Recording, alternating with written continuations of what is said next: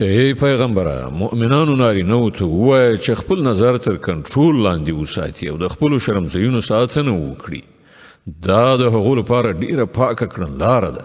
هغوی چې څه کوي الله پرې خبري. او ای پیغمبره مؤمنو ښځو ته ووایه چې خپل سترګې تر کنټرول لاندې وساتي او د خپلو شرمځایونو ساتنه وکړي او خپل ځان جوړونه او سینګار دې نه ښکاره کوي پرته له هغه چې په خپله څرګند شي او پر خپلو سینو دې د خپلو پوړونو پلونه واچوي.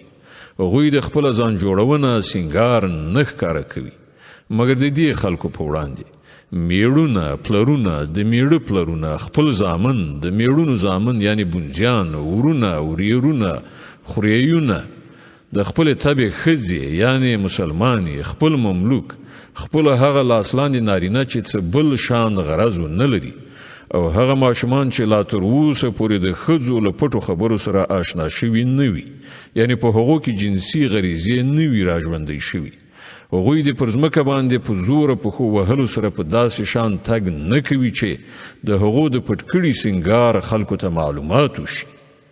ای مؤمنانو تاسې ټول په ګډه سره الله ته توبه وباسئ. هیله ده چې برای در په برخه شي. له تاسې نه چې کوم کسان مجرد وي او ستاسې له وینځو او غلامانو څخه چې څوک نیکان وي د هغو نکاح وکړئ. که هغوی بېوزلي وي نو الله به په خپل مهربانۍ سره هغوی شتمن کړي. الله ښه پراختیا راوستونکی او د علم څښتن دی.